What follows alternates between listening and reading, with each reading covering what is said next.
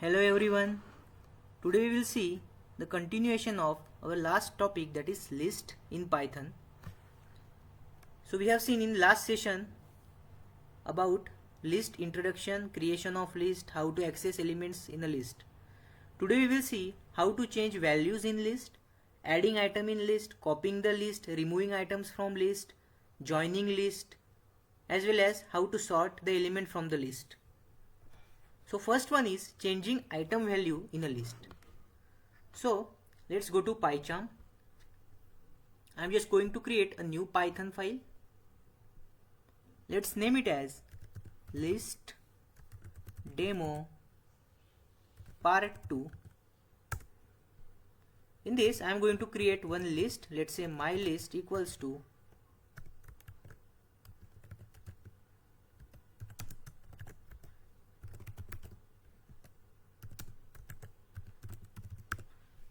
So this list contains 3 elements in it. Now let's simply print my list before changing anything. So I'm just going to simply print my list. Let's execute this. So it will print our list as it is. So I'm just going to execute this file, run list demo part 2. So it will print our list elements all as it is. We haven't changed any element yet. Now if I want to change this banana to, let's say, kiwi, I want to change this element banana to kiwi, then how we can do that? We can simply use my list and we have to mention the index position. So banana is present at first index position equals to, let's say, kiwi. And now I'm just going to print my list one more time after changing that banana element to kiwi. So we have first accessed that element, that is banana, which is present at first index position, and we have assigned the kiwi value to it. And after that I'm going to print my list. So let's execute this. So this is the first before changing the value, and when we change the value of banana to kiwi, then it is printing apple, kiwi and cherry. So this is how we can mention the index position and we can assign value to it. Now let's say I am going to assign cherry to some another fruit. Let's say I am going to assign, or I am going to change one more value. Let's say, so cherry is present at which position? Second index position. So I am just going to assign watermelon value to cherry, and let's execute this file. So this is how the original list, and this is how after changing the values. So apple, kiwi and watermelon. So this is how we can simply change the element from the list by accessing the index position and assigning the value to it. Now let's move to next topic, that is checking if specific item exists in a list or not. So let's go to PyCharm. I am just commenting this part of code. So now let's say I have one list, that is my list, the same list I am going to use it, and I want to check if some apple. So I want to check if apple is present in this list or not. So how we can do that? We can simply use if condition. If, then the string which we want to check whether it is present in a list or not. If apple in, the in is a keyword, if apple in my list, that means if apple is present in my list, then simply print apple is present, else it will return, or it will simply print apple is not present. So it will simply check the condition. If apple present in my list, then it will enter in this if condition and it will print apple is present, else it will print apple is not present. So let's execute this file. So when we run it, it will print apple is present because apple is present in this list. Instead of apple, if I mention, let's say, orange. So is orange present in my list? No. So it will not enter in this if loop. It will simply print else condition, that is apple is not present, or simply orange is not present. So when we execute it, it will simply print orange is not present in this case. So this is how we can use if condition and in operator to check if specific string or specific value present in our list or not. Now next one is how to add items in a list. So once we create a list and we want to add some items in that list, then we can do it by two ways. We can use append method. So by using the append method, we can simply add an item to end of that specific list by using append method. So let's see practically how we can do that. So I am going to PyCharm again. In PyCharm, let's use the same list. I am commenting this part of code.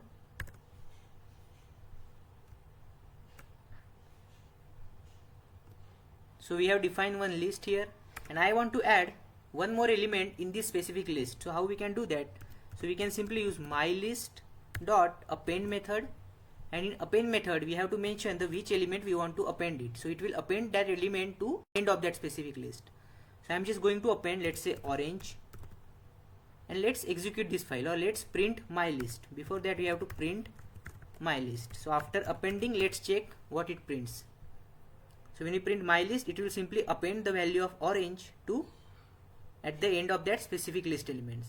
So the new my list will be like this. Now let's say I want to append one more value. So I will again use, let's say my list dot append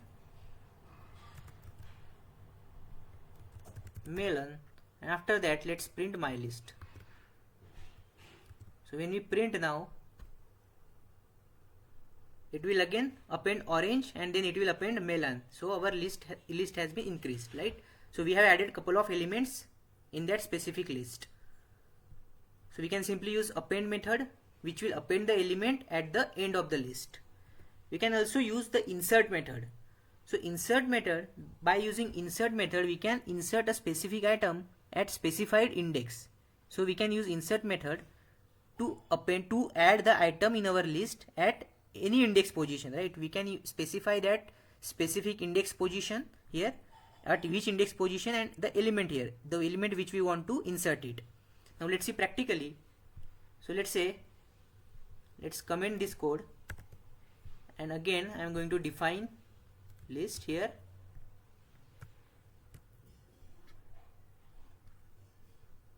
So let's define one list here, and now I want to insert. So I will simply use insert method mylist dot insert. We have to mention the index. So let's say I want to insert at the first position. So I will mention index 1, comma, and the element. So let's say I want to place watermelon at first index position, and after that we have to simply print my list. So what it will do?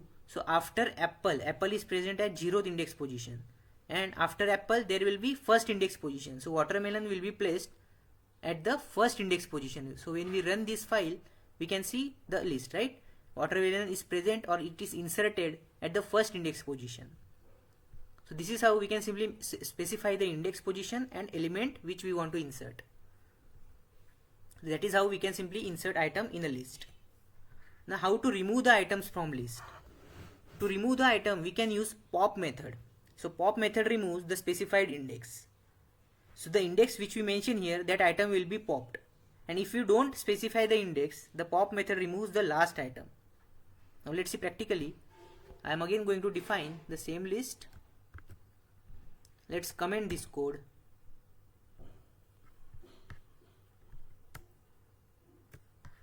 So I am going to define one list here, and let's see. I want to remove the item. So first method we can use, that is mylist dot pop method, and we have to mention the index position. So let's say I want to pop, or I want to remove the banana. So banana is present at first index position. So first index position, that's it. So we have to just mention the index position, and then we can simply again print my list to check whether that item is removed from the list or not. So let's execute this file. So we can see this, right? So initially list is this, and after mentioning the first index, that is of banana, and then we have print again my list, banana is gone, right? So apple and cherry. So banana is removed from our list. And again, if you don't mention here, so let's say if you don't mention any index position, then what will happen? Then it will simply remove the last item from the list. So it will remove last item, which is cherry. That will be removed from the list if we don't mention any index position. So that is how we can use pop method to remove the item from specified index. We can also use del keyword. So del keyword, delete keyword, that can be also used to remove the specified index. And if you don't specify the index, not one, so this line we can just ignore it. So this is from the, so we can simply use delete keyword as well to delete the list completely, right? So we can also specify the index and delete that item from the list, or we can simply use delete keyword to delete the entire list that is it, right?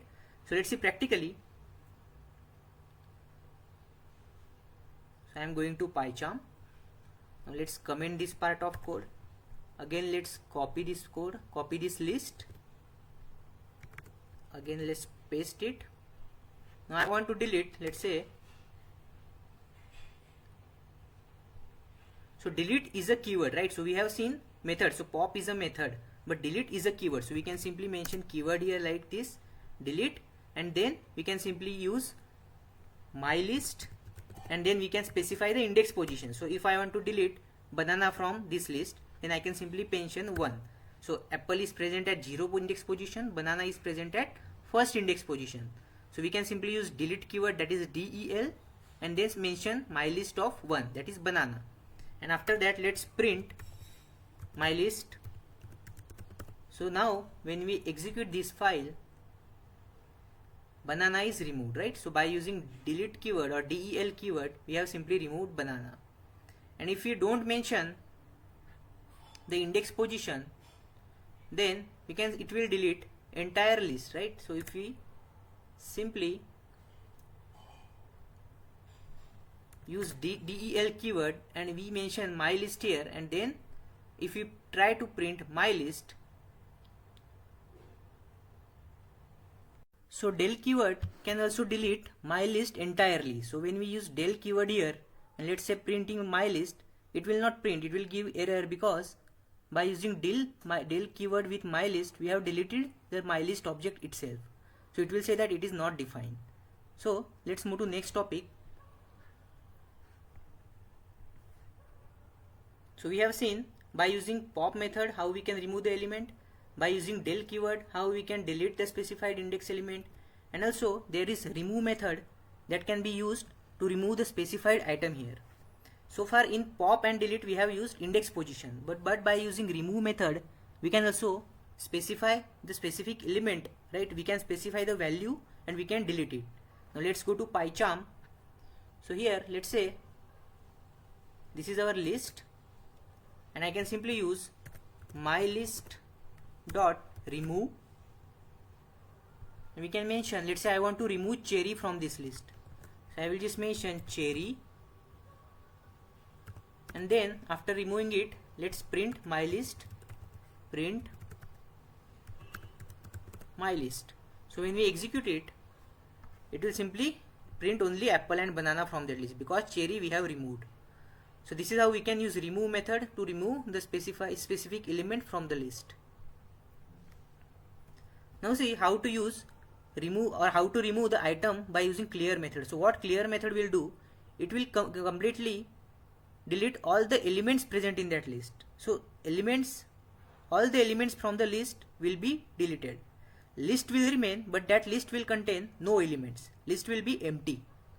By using del keyword we can delete entire list object itself, but by using clear method we can delete all the elements present in that list, but list will be there, list will be remaining with 0 elements. So let's go to PyCharm. So this is our list, and when we use clear method, so my list dot clear, it will clear all the elements, and when we print my list one more time, it will be printing the empty list. So when we print now, it will simply print empty list, because clear method will remove all the elements from the list. Next one is how to copy a list. So in Python there is built-in list method, that is copy method, which we can use, and we can simply copy that specific list. Now let's go to PyCharm. Now we have my list here, right? So my list 1, let's say my list 1 is our this list, and I want to copy this list. So I want to copy this list to my list 2. So we can simply use my list 2 equals to my list 1 dot copy method. So what this method will do, it will create a copy and it will be stored in mylist2. And after that, if we print, let's say mylist2, let's print mylist2, it will simply print copy of our mylist1. So this is the first way of copying the list, right? There is another way as well. So we can simply use list method as well. So let's say, let's go to PyCharm. So this is our mylist1. So what I will do, I will simply use mylist2 equals to list of, and in the list function we can simply again pass mylist1. And after that, when we print mylist2, it is simply copy of our mylist1. So this is another way of copying the list. So we have seen by using copy method as well as list method. Now let's see how to join or combine the list. Let's say we have two lists, that is mylist1, mylist2, and we want to combine it. So first way is by using concatenation operator. So when we use this plus operator, by simply combining mylist1 plus mylist2, it will create a mylist3, and we are storing that mylist1 and mylist2, combining it into mylist3. So let's say this is our mylist1, right? So we have mylist1, and then let's say mylist2. Again I am putting some number values in it. Let's say 100, 200, and I want to combine mylist1 and mylist2. So I am just going to create mylist3 equals to mylist1 and then plus operator, and then use mylist2. So what it will do, it will combine both the list and it will be stored in mylist3. And then let's print mylist3. So when we print it, we will get the list which is combination of list1 and list2. So this is how we can combine or join the two lists. Another way to join two lists is by appending all the items from list2 into list1. So if you have mylist1 and mylist2, we can simply use for loop, and we can access the element from mylist2 and append those items to mylist1 one by one. So every item from mylist2 will be appended in mylist1, and then we will print mylist1 here, right? So let's see practically. Now let's see, we have mylist1 and mylist2. We have two lists. By using for loop, let's say for I in mylist2, right? So we will use append method. So we will access the elements from mylist2 one by one, and we will append those elements to mylist1. So we can simply use colon and then mylist1 dot append, in which we can simply mention I. So in the first iteration, 100 will be captured, it will be stored in I, and that will be appended to mylist1. So it will be added at the end of mylist1. In the next iteration, it will capture 200 from mylist2, that will be stored in I, and that will be appended to mylist1. Again after 100, 200 will be appended here. And when we print mylist1, it will be a combination of list1 and list2. So when we print the mylist1, it will have combination of list1 and list2, because mylist2 elements are appended to mylist1 by using for loop. So this is another way of joining a list. We can also use extend function. By using extend function, we can simply combine two lists. For example, let's say this is mylist1 and mylist2. I can simply use mylist1 dot extend function, mylist1 dot extend, and we have to mention mylist2. That's it. So it will simply extend, or it will simply extend our mylist1. And after that, if we print mylist1, so let's print mylist1, it will be combination of list1 and list2, right? So this is the combination of list1 and list2. So this is how we can simply join two lists by using concatenation operator, or using or appending all the items from list2 to list1 by using for loop, or we can simply use extend function. Next one is sorting list. So by default, list objects have sort method that will sort the list alphanumerically or ascending by default. Now let's say I am simply copying this code. let's go to PyCharm. I am commenting this part of code and then let's paste it here. So let's say we have two lists, that is mylist1 which is entirely containing all the numbers, and mylist2 that contains all the string, and we want to sort them. So we can simply use mylist1.sort method. So what it will do, it will by default sort all the numbers in ascending order. If it's strings, then it will sort in alphabetical order. So we are using sort method on mylist1 and mylist2, and then let's print mylist1 and mylist2, then see the output. So it will be sorted, right? So it is sorted in ascending order. Numbers are sorted in ascending order from mylist1, whereas in mylist2, if you see A, B, K and O, they are sorted in alphabetical order. By default it is in ascending order.